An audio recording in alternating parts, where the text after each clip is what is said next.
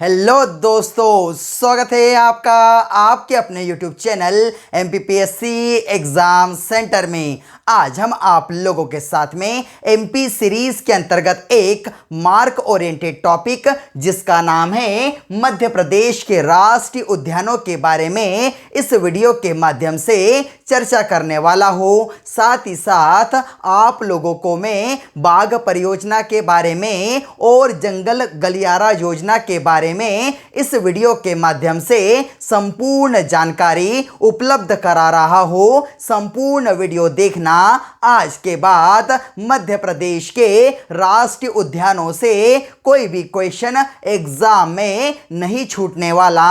यहाँ पर मैंने जो जानकारी लिखी है वह शॉर्ट फॉर्म में लिखी है। इसके अलावा और कई सारी इंफॉर्मेशन आप लोगों को मैं उपलब्ध कराने वाला हूं, तो बनिए रहिए वीडियो के साथ अंत तक। सबसे पहले यदि देखें राष्ट्रीय उद्यान देखें कहां पर स्थापित किए जाते हैं। मैंने आपसे कहा था मध्य प्रदेश के वनों का वर्गीकरण जब आप लोगों के साथ में डिस्कस किया था तब बताया था राष्ट्रीय उद्यान हमेशा आरक्षित वनों में स्थापित किए जाते हैं और जो अभयारण्य होते हैं वह हमेशा संरक्षित वनों में स्थापित किए जाते हैं। उसके पश्चात राष्ट्रीय उद्यानों के बारे में देखें तो सबसे पहले यह आता कब है, यह किस योजना के तहत इसे लागू किया जाता है। भारत सरकार के द्वारा एक अधिनियम लाया गया था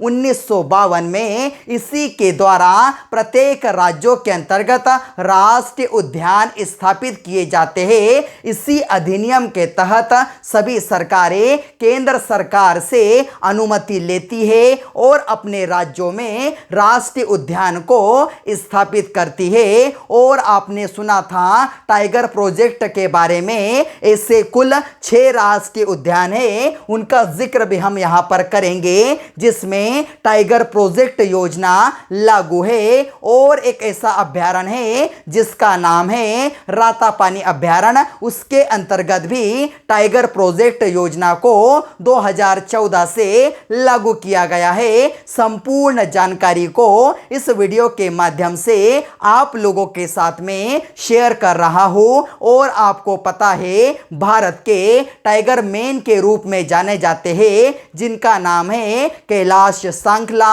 और विश्व में यदि देखें टाइगर मैन के नाम से जाने जाते हैं गेनी मैनफोर्ड, यह भी IMP हो जाता है। तो आइए बात करते हैं इस टॉपिक के बारे में। सबसे पहले यदि कोई पूछे वर्तमान में मध्य प्रदेश में कितने राष्ट्रीय उद्यान हैं तो आपका आंसर होना चाहिए 12। कुछ किताबों के अंतर्गत इनकी संख्या 11 दी गई है। यह किस प्रकार का कंफ्यूजन है, सबसे पहले इस पर हम डिस्कस करते हैं। हुआ ये दिसंबर 2018 में केंद्र सरकार के द्वारा एक अनुमति दी गई हमारे मध्य प्रदेश सरकार को कि आप एक राष्ट्रीय उद्यान स्थापित कर लो। वह पहले अभयारण्य हुआ करता था कूनो अभयारण्य, उसे ही स्थापित कर दिया गया है। किसके रूप में? राष्ट्रीय अभयारण्य के रूप में। उसका नाम है पालपुर कूनो राष्ट्रीय उद्यान। 2018 से स्थापित हो चुका है। लगभग इसकी प्रोसेस पूरी हो चुकी है, किंतु कुछ किताबें आज भी मध्य प्रदेश के अंतर्गत राष्ट्रीय उद्यानों की संख्या दिखा रही है 11, जो कि गलत है। यदि अभयारण्य की बात करें वर्तमान में मध्य प्रदेश में 31 अभयारण्य है और सबसे ज्यादा राष्ट्रीय उद्यान हमारे अपने मध्य प्रदेश में 12 है। तो शुरुआत कहां से करें? क्लॉकवाइज चलेंगे। शुरुआत करते हैं पन्ना से। पन्ना राष्ट्रीय उद्यान, इसकी स्थापना होती कब है? 1981 में पन्ना राष्ट्रीय उद्यान को स्थापित किया गया था। क्षेत्रफल भी पूछ लिया जाता है। इसका क्षेत्रफल 542.662 स्क्वायर किलोमीटर का है। और बड़ा महत्वपूर्ण, इसे बाघ परियोजना में कब शामिल किया गया? लगभग 13 साल बाद 1994 में इस पन्ना राष्ट्रीय उद्यान को टाइगर प्रोजेक्ट में शामिल कर लिया गया। यहां से एक बड़ा महत्वपूर्ण क्वेश्चन बनता है कि बताइए इस राष्ट्रीय उद्यान से कौन सी नदी प्रवाहित होती है? केन नदी इस राष्ट्रीय उद्यान से प्रवाहित होती है। और याद रखना, यही केन नदी इस राष्ट्रीय उद्यान की जीवन रेखा कहलाती है। वैसे तो केन नदी का उद्गम हम जानते हैं कैमूर पहाड़ियों से। जिले की बात करें, कटनी जिले की रिठी तहसील से होता है। यहां से गुजरती है, प्रवाहित होती है। और एक महत्वपूर्ण क्वेश्चन, पन्ना राष्ट्रीय उद्यान में सर्वाधिक गिद्ध पाए जाते हैं, इसलिए इनकी गणना एक विशेष पद्धति के द्वारा की जाती है। लगभग 1676 गिद्धों की संख्या है इस राष्ट्रीय उद्यान में। इस राष्ट्रीय उद्यान में बड़ा ही महत्वपूर्ण है, रेप्टाइल पार्क बना हुआ है। और एक बात याद रखना, पन्ना राष्ट्रीय उद्यान में केंद्र सरकार के द्वारा 25 अगस्त 2011 को मध्य प्रदेश का तीसरा जैव आरक्षित क्षेत्र बनाया गया है। वैसे तो मध्य प्रदेश के अंतर्गत कुल 3 जैव आरक्षित क्षेत्र है।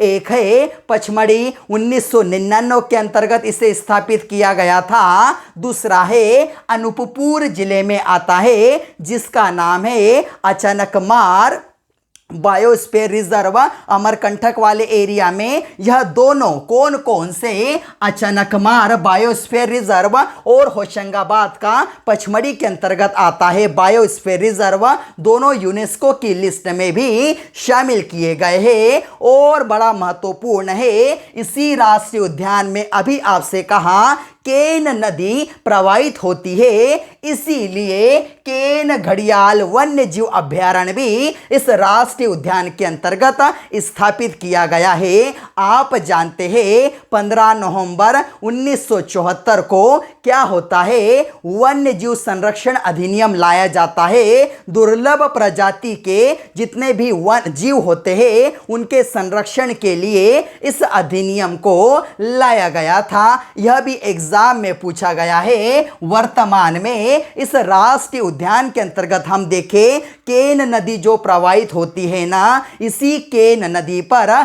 पांडव जलप्रपात और याद रखना गाथा जलप्रपात इसी राष्ट्रीय उद्यान में बनते हैं। वर्तमान के अंतर्गत जंगली भैंसों का संरक्षण इस राष्ट्रीय उद्यान में किया जा रहा है। एक और बात याद रखना, पन्ना को आंवला नगरी के उपनाम से जाना जाता है। एक और बड़ा महत्वपूर्ण, संपूर्ण भारत में यदि हीरे का उत्पादन कोई एकमात्र मध्य प्रदेश का जिला करता है तो उसका नाम है पन्ना। और अभी वर्तमान के अंतर्गत देखें तो छतरपुर के अंतर्गत भी हीरे की कई सारी खदानें प्राप्त हुई है। आगे बढ़ते हैं, बात करते हैं दूसरे राष्ट्रीय उद्यान के बारे में, जिसका नाम है संजय गांधी राष्ट्रीय उद्यान। कब स्थापित किया गया था? 1993 में इस राष्ट्रीय उद्यान को 1983 में इस राष्ट्रीय उद्यान को स्थापित किया गया था। और बड़ा महत्वपूर्ण, इस राष्ट्रीय उद्यान को टाइगर प्रोजेक्ट में कब शामिल किया गया? तो याद रखना, इसे टाइगर प्रोजेक्ट में शामिल किया गया था 2008 में। ऊपर हमने देखा पन्ना राष्ट्रीय उद्यान भी टाइगर प्रोजेक्ट में है और साथ ही साथ संजय गांधी राष्ट्रीय उद्यान भी टाइगर प्रोजेक्ट में है। एक महत्वपूर्ण बात, कौन सी? संजय गांधी राष्ट्रीय उद्यान अविभाजित मध्य प्रदेश का सबसे बड़ा राष्ट्रीय उद्यान कहलाता है।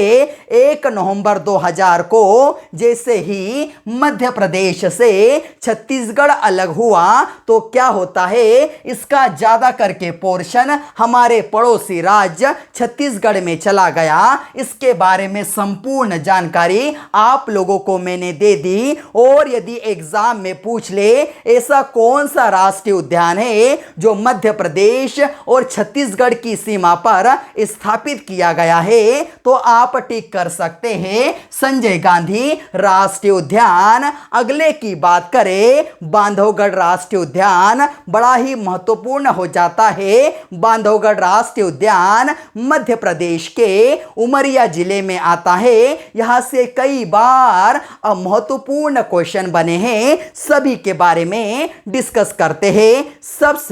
सबसे पहले इस राष्ट्रीय उद्यान की स्थापना कब की जाती है? 1968 के अंतर्गत बांधवगढ़ राष्ट्रीय उद्यान को स्थापित किया जाता है। इसे टाइगर प्रोजेक्ट में कब शामिल किया गया? 1993 के अंतर्गत ही इसे बाघ परियोजना में शामिल कर लिया गया था। एक महत्वपूर्ण बात याद रखना, एकमात्र ऐसा राष्ट्रीय उद्यान जो 32 पहाड़ियों से घिरा हुआ है, बांधवगढ़ राष्ट्रीय उद्यान। इस राष्ट्रीय उद्यान में 2000 वर्ष पुराना किला भी बना हुआ है। इस किले के बारे में ऐसी मान्यता है, जब प्रभु श्री राम लंका से विजय प्राप्त कर कर अयोध्या जा रहे थे तो उन्होंने इस बांधवगढ़ के किले को अपने प्यारे भाई लक्ष्मण को गिफ्ट दिया था, जिससे वह लंका पर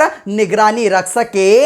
इसीलिए इस बांधवगढ़ के किले को भाई के किले के उपनाम से भी जाना जाता है। महत्वपूर्ण बात तो यह है कि इस बांधवगढ़ राष्ट्रीय उद्यान से चरण गंगा नदी प्रवाहित होती है। इसके क्षेत्रफल की बात करें तो 400 स्क्वायर किलोमीटर का क्षेत्रफल इस राष्ट्रीय उद्यान का है। इस राष्ट्रीय उद्यान में कई प्रकार से यदि हम देखें तो पर्यटन स्थल बने हुए हैं। चार्जर पॉइंट है। इस राष्ट्रीय उद्यान में एक नर बाघ था जिसका नाम था चार्जर, इसी के नाम पर चार्जर पॉइंट बना दिया गया। कबीर चोरा बड़ा भी महत्वपूर्ण पर्यटन स्थल है।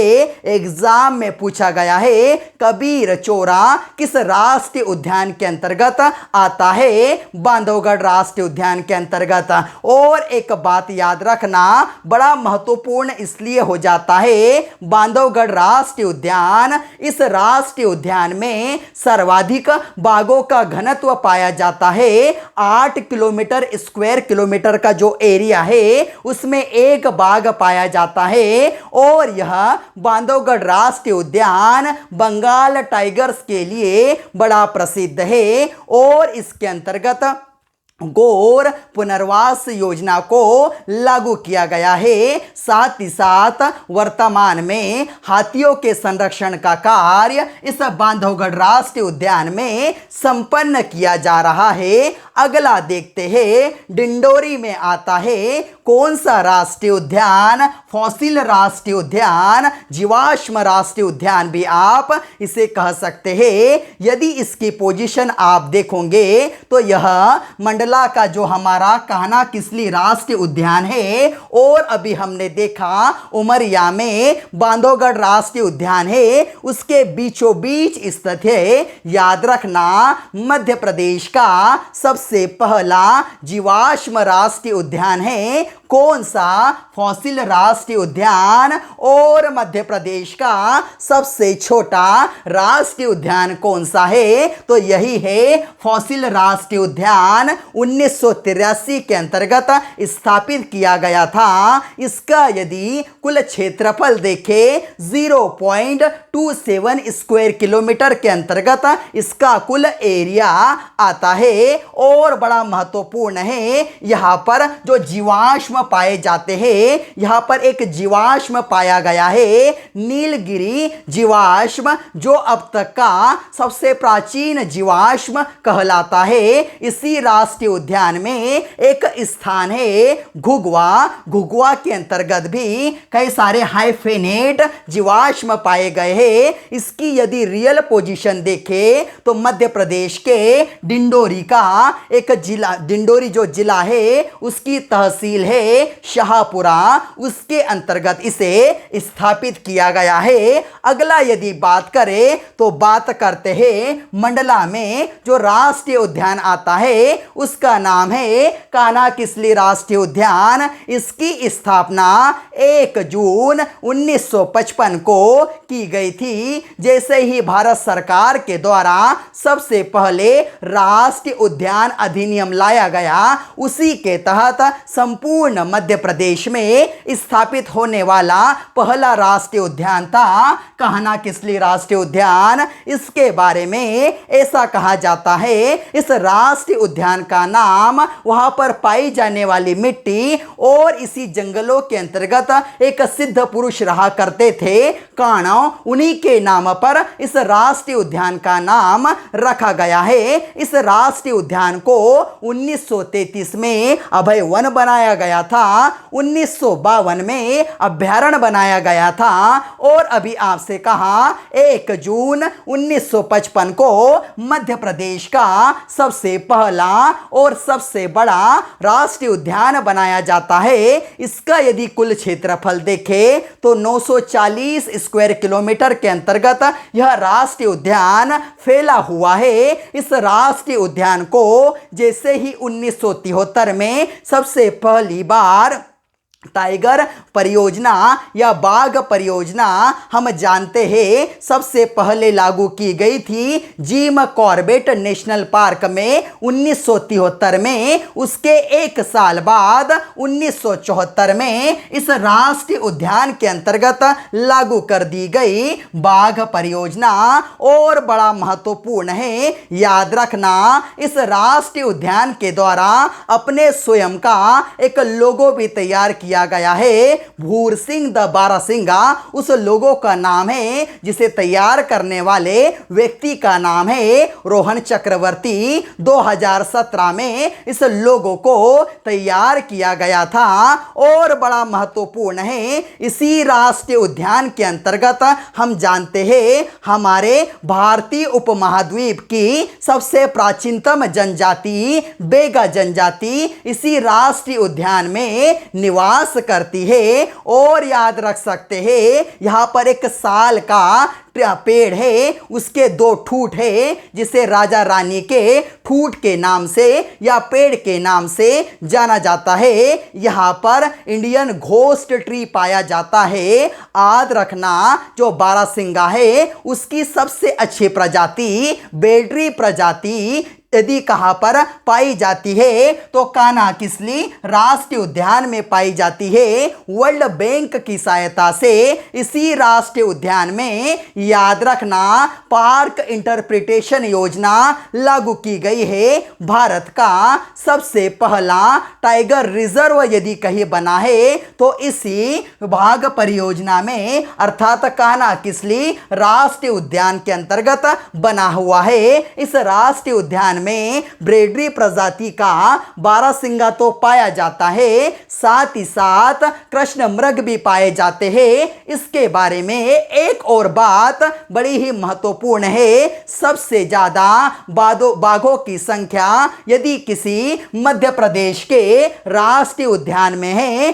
तो याद रखना कान्हा-किसली राष्ट्रीय उद्यान में है। अभी ऊपर हमने पढ़ा बाघों का सर्वाधिक घनत्व किस राष्ट्रीय उद्यान में पाया जाता है, तो अभी आपसे कहा बांधवगढ़ राष्ट्रीय उद्यान में, किंतु सबसे ज्यादा बाघ किस राष्ट्रीय उद्यान में पाए जाते हैं ऐसा आ जाए तो कान्हा को आप टिक करना। और बड़ा महत्वपूर्ण इसमें बामनी दरार है, यह इस राष्ट्रीय उद्यान का सबसे ऊंचा पॉइंट है। इसे हम सनसेट पॉइंट के नाम से भी जानते हैं। यहां पर बंजर एवं हॉलो दो घाटियां है, यह भी एग्जाम के अंतर्गत पूछी गई है। इस राष्ट्रीय उद्यान से बंजर और सुपर्ण नदी प्रवाहित होती है। अगली बात करते हैं किसके बारे में, पेंच राष्ट्रीय उद्यान के बारे में। बड़ा ही महत्वपूर्ण है पेंच राष्ट्रीय उद्यान। यदि देखें तो यह राष्ट्रीय उद्यान भी मध्य प्रदेश और महाराष्ट्र की सीमा पर लगभग स्थापित किया गया है। मध्य प्रदेश का सबसे बड़ा जिला जिसका नाम है छिंदवाड़ा और सिवनी, उसी के सीमा पर इस राष्ट्रीय उद्यान को स्थापित किया गया है। बड़ा महत्वपूर्ण यह है कि इसकी स्थापना 1983 के अंतर्गत की गई थी और 1992 में इस पेंच राष्ट्रीय उद्यान को बाघ परियोजना में शामिल कर लिया गया। अर्थात यह भी बाघ परियोजना में शामिल राष्ट्रीय उद्यान है। आपने सुना होगा जब हम छोटे थे तो हम देखते थे मोगली की कहानियां, मोगली के बारे में किताबों में पढ़ते थे। वह संपूर्ण कंसेप्ट यदि किसी व्यक्ति के द्वारा लिया गया है जिनका नाम है रुडयार्ड किपलिंग, उनके द्वारा यह संपूर्ण कंसेप्ट इसी राष्ट्रीय उद्यान से लिया गया है, पेंच राष्ट्रीय उद्यान से। और इसका 2002 में नाम परिवर्तित किया गया है। अब इसे जाना जाता है इंदिरा गांधी प्रियदर्शनी राष्ट्रीय उद्यान के नाम से। इसी राष्ट्रीय उद्यान में मोगली लैंड भी स्थापित किया गया है और 2004 से इस राष्ट्रीय उद्यान के अंतर्गत याद रखना मोगली उत्सव भी आयोजित किया जाता है। इस राष्ट्रीय उद्यान के अंतर्गत पर्यटन स्थल की यदि बात करें तो काला पहाड़ इस राष्ट्रीय उद्यान में सबसे सुंदर पर्यटन स्थल है। अगला यदि बात करें सतपुड़ा राष्ट्रीय उद्यान के बारे में बात करते हैं, बड़ा महत्वपूर्ण हो जाता है सतपुड़ा राष्ट्रीय उद्यान। इसकी स्थापना 1981 के अंतर्गत की गई थी और इसे बाघ परियोजना में कब शामिल किया गया, 1999 में शामिल किया गया था। याद रखना यह एकमात्र ऐसा राष्ट्रीय उद्यान है जिसके अंतर्गत जितने भी पर्यटक होते हैं वह हाथी पर सवारी कर सकते हैं, जीप से घूम सकते हैं, साथ ही साथ बोट चला सकते हैं। एकमात्र ऐसा राष्ट्रीय उद्यान है। इसी राष्ट्रीय उद्यान के अंतर्गत सतपुड़ा की हम देखें सबसे बड़ा पर्वत महादेव पर्वत, उसकी सबसे ऊंची चोटी है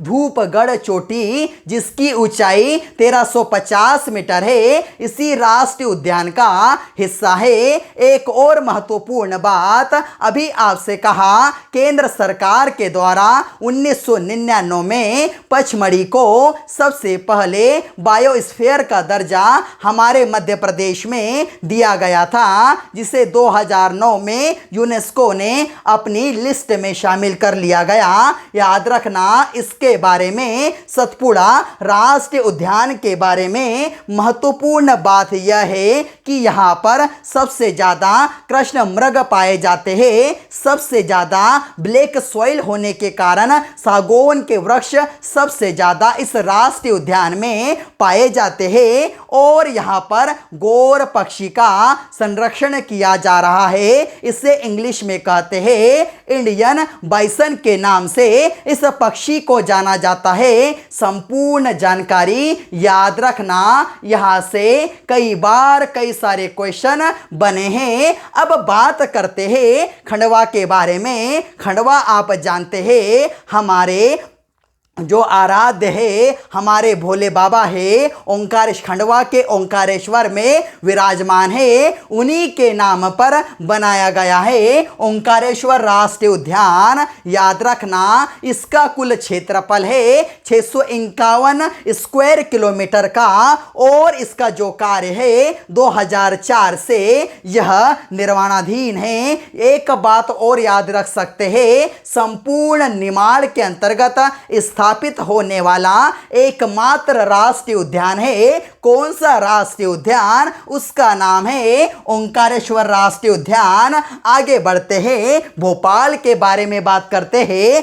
मध्य प्रदेश की राजधानी भोपाल, उसके बीचों बीच एक राष्ट्रीय उद्यान स्थापित किया गया है जिसका नाम है वन विहार राष्ट्रीय उद्यान। वैसे तो इसकी स्थापना 1979 के अंतर्गत कर दी गई थी, किंतु 4 साल बाद 1983 के अंतर्गत इस राष्ट्रीय उद्यान को राष्ट्रीय उद्यान का दर्जा दिया गया। इसका क्षेत्रफल देखें तो 4.45 स्क्वायर किलोमीटर के अंतर्गत यह राष्ट्रीय उद्यान फैला है। एकमात्र ऐसा मध्य प्रदेश का राष्ट्रीय उद्यान जिसमें सर्प उद्यान बना हुआ है तो वह है वन विहार राष्ट्रीय उद्यान।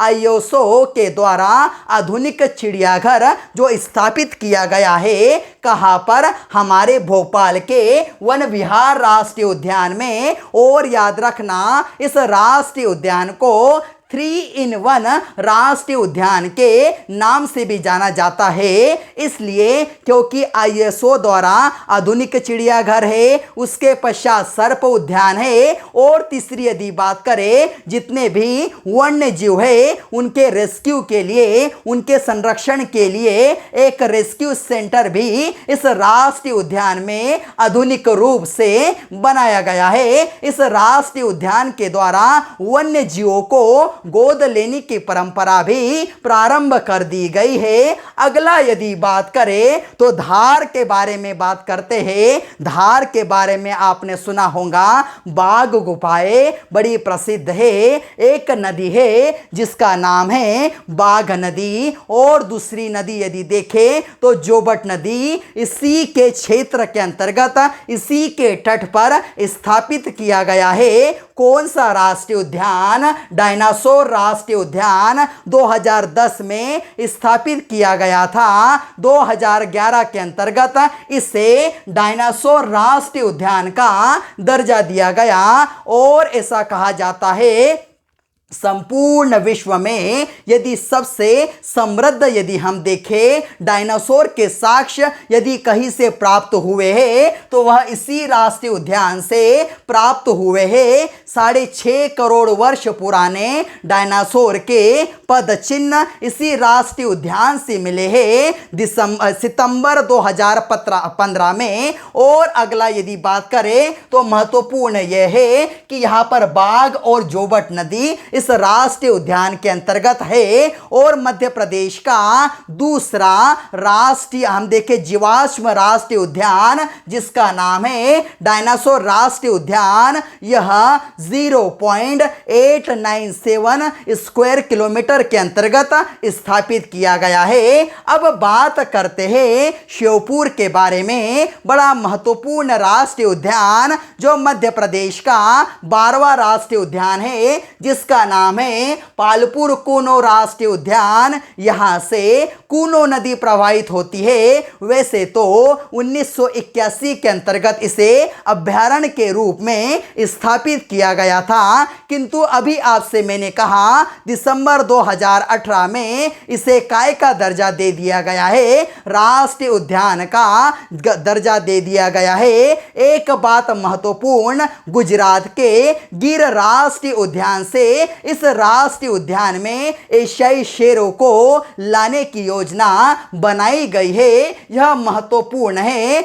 अगला यदि देखें तो महत्वपूर्ण है शिवपुरी में कौन सा राष्ट्रीय उद्यान है, तो माधव राष्ट्रीय उद्यान शिवपुरी के अंतर्गत आता है। यदि देखें पुराने समय में जो सिंधिया राजवंश के लिए शिकार स्तरी हुआ करता था, अर्थात सिंधिया राजवंश इस राष्ट्रीय उद्यान में शिकार किया करते थे। अंग्रेजों के समय में भी अंग्रेज यहाँ पर शिकार करने जाया करते थे और इसको स्थापित किया गया था 1958 में। इसका क्षेत्रफल 375.203 स्क्वायर किलोमीटर के अंतर्गत फैला है। और याद रखना, इस राष्ट्रीय उद्यान में सर्वाधिक वन घनत्व पाया जाता है।